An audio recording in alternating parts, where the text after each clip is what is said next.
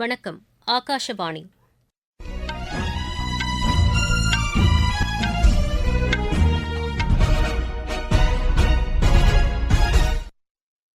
செய்திகள் வாசிப்பவர் R. Krishnaveni.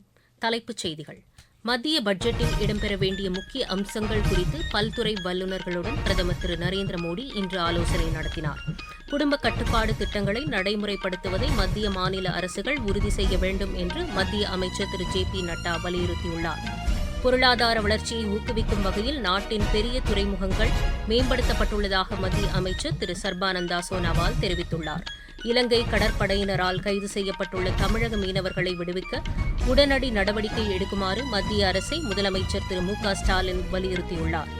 Italy challenger tennis போட்டியில் ஆடவர் இரட்டையர் பிரிவு காலிறுதி ஆட்டத்தில் இந்தியாவின் போலிப்பள்ளி காலியாந்தா பூனாச்சா இணை தற்போது விளையாடி வருகிறது. இனி விரிவான செய்திகள். அனைத்து தரப்பினருக்கும் பயனளிக்கக்கூடிய வகையில் மத்திய பட்ஜெட் அமைவதை உறுதி செய்ய பொருளாதார நிபுணர்களுடன் பிரதமர் திரு நரேந்திர மோடி ஆலோசனை நடத்தினார். புதுதில்லியில் இன்று நடைபெற்ற ஆலோசனைக் கூட்டத்தில் நிதியமைச்சர் திருமதி நிர்மலா சீதாராமன், நித்தி ஆயோக் துணைத் தலைவர் திரு சுமன் பெரி, பிரதமரின் முதன்மைச் செயலாளர் திரு பி.கே. மிஸ்ரா உள்ளிட்டோர் பங்கேற்றனர். நாடாளுமன்ற பட்ஜெட் கூட்டத்தொடர் வரும் 22ஆம் தேதி தொடங்குகிறது. நடப்பு நிதியாண்டிற்கான முழுமையான பட்ஜெட்டை நிதியமைச்சர் திருமதி நிர்மலா சீதாராமன் வரும் 23ஆம் தேதி மக்களவையில் தாக்கல் செய்யவுள்ளார். மக்களவைத் தேர்தலுக்கு முன்பாக இடைக்கால பட்ஜெட்டை கடந்த பிப்ரவரி மாதம் அவர் தாக்கல் செய்தது குறிப்பிடத்தக்கது. குடும்ப கட்டுப்பாடு திட்டங்களை உரிய முறையில் நடைமுறைப்படுத்துவதை மத்திய மாநில அரசுகள் ஒருங்கிணைந்து உறுதி செய்ய வேண்டும் என்று மத்திய சுகாதாரத்துறை அமைச்சர் திரு ஜே.பி. நட்டா கேட்டுக் கொண்டுள்ளார். புதுதில்லியில் இன்று உலக மக்கள் தொகை தினத்தை ஒட்டி நடைபெற்ற நிகழ்ச்சியில் பேசிய அவர், குறிப்பாக அதிக மக்கள் தொகை மாநிலங்கள், மாவட்டங்கள் மற்றும் வட்டாரங்களில் அரசின் திட்டங்களை உறுதி செய்ய வேண்டியது அவசியம் என்று கூறினார். நாடு முழுவதும் குறைவான பிறப்பு விகிதத்தை பராமரிப்பது அவசியம் என்றும் சில மாநிலங்கள் இதனை ஏற்கனவே செயல்படுத்தி வருவதாகவும் திரு ஜே.பி. நட்டா தெரிவித்தார். உலக மக்கள் தொகை தினத்தை ஒட்டி தமிழகத்தின் திருவண்ணாமலையில் விழிப்புணர்வு பேரணி நடைபெற்றது. இதில் ஏராளமான மாணவ மாணவிகள் பங்கேற்றதாக எமது செய்தியாளர் தெரிவிக்கிறார். உலக மக்கள் தொகை தின விழா இன்று திருவண்ணாமலையில் நடைபெற்றது. இவ்விழாவில் மாவட்ட ஆட்சித்தலைவர் பாஸ்கர பாண்டியன் கலந்து கொண்டு உலக மக்கள் தொகை தின விழிப்புணர்வு பேரணியை தொடங்கி வைத்தார். வட்டாட்சியர் அலுவலகத்தில் தொடங்கிய விழிப்புணர்வு பேரணி பெரியார் சிலை, அண்ணா சிலை, காந்தி சிலை, தேரடி வீதி போன்ற முக்கிய வீதிகள் வழியாக சென்ற இப்பேரணியில் பள்ளி, கல்லூரி மாணவிகள் பங்கேற்று தாய் மற்றும் சேய் நல்வாழ்வுக்கு சரியான வயதில் திருமணமும் போதிய பிறப்பு இடைவெளியும் சிறந்தது என்றும் பெண் சிசு கொலை தடுத்தல் போன்ற விழிப்புணர்வுகளை ஏற்படுத்தினர். பின்னர் உலக மக்கள் தொகை தின உறுதிமொழி ஏற்றுக்கொள்ளப்பட்டது. திருவண்ணாமலையிலிருந்து என். ரவிச்சந்திரன்.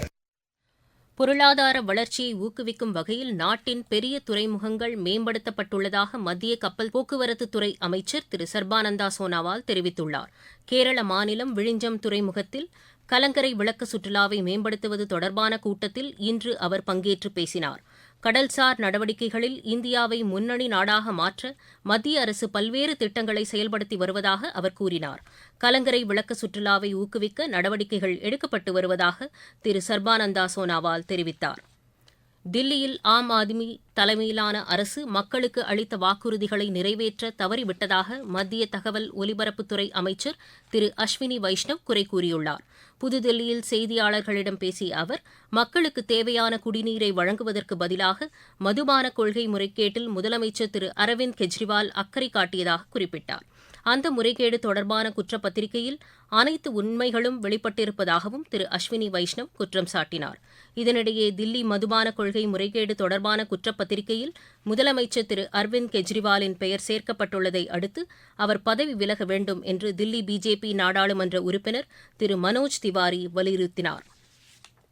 உள்ளடக்கிய வளர்ச்சி மற்றும் நீடித்த முன்னேற்றம் ஆகிய பிரிக்ஸ் நாடுகளின் கொள்கைகளை முன்னெடுத்து செல்வதில் இந்தியா முக்கிய பங்காற்றுவதாக மக்களவைத் தலைவர் திரு ஓம் பிர்லா தெரிவித்துள்ளார்.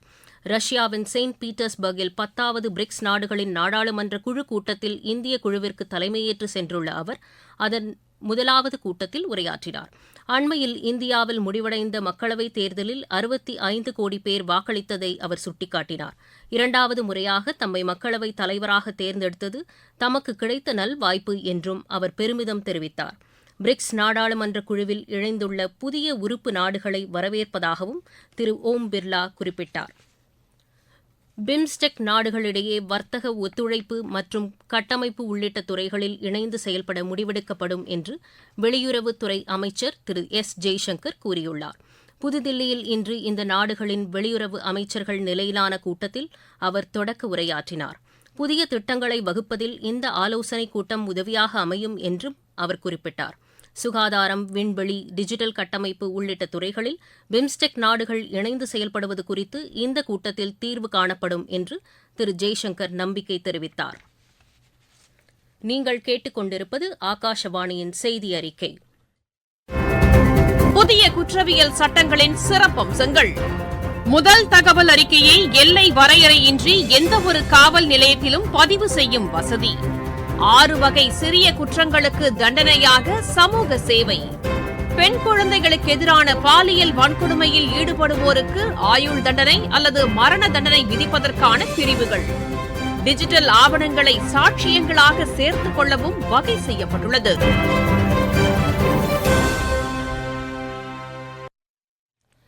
இந்தியாவிற்கும் தாய்லாந்திற்கும் இடையே நீண்டகால கலாச்சார இணைப்புகள் உள்ளதாக மத்திய கலாச்சாரத்துறை அமைச்சர் திரு கஜேந்திர சிங் ஷெகாவத் தெரிவித்துள்ளார். புதுதில்லியில் இன்று புத்த மத நம்பிக்கைகள் தொடர்பான புகைப்பட கண்காட்சியை தொடங்கி வைத்து பேசுகையில் அவர் இதனை தெரிவித்தார். புத்தரின் போதனைகளான அமைதி மற்றும் கருணையை போதிக்கும் உணர்வுபூர்வமான இரு நாடுகளுக்கும் பொதுவான புகைப்படங்கள் இக்கண்காட்சியில் இடம்பெற்றிருப்பதாக அவர் கூறினார். இரு நாடுகளுக்கும் இடையேயான கலாச்சார உறவுகளை வலுப்படுத்தும் வகையில் இந்த கண்காட்சி அமைந்திருப்பதாகவும் திரு கஜேந்திர ஷெகாவத் தெரிவித்தார். இலங்கை கடற்படையினரால் கைது செய்யப்பட்டுள்ள தமிழக மீனவர்களை விடுவிக்க நடவடிக்கை எடுக்க வேண்டும் என்று வெளியுறவுத்துறை அமைச்சர் திரு ஜெய்சங்கரை முதலமைச்சர் திரு மு க ஸ்டாலின் வலியுறுத்தியுள்ளார்.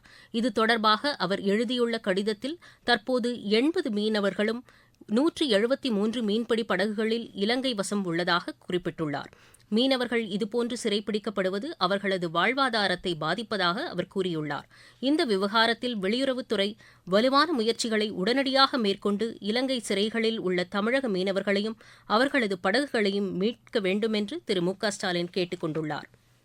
இளநிலை நீட் தேர்வு முறைகேடு தொடர்பான வழக்கின் விசாரணையை இம்மாதம் 18ஆம் தேதிக்கு உச்சநீதிமன்றம் ஒத்திவைத்துள்ளது.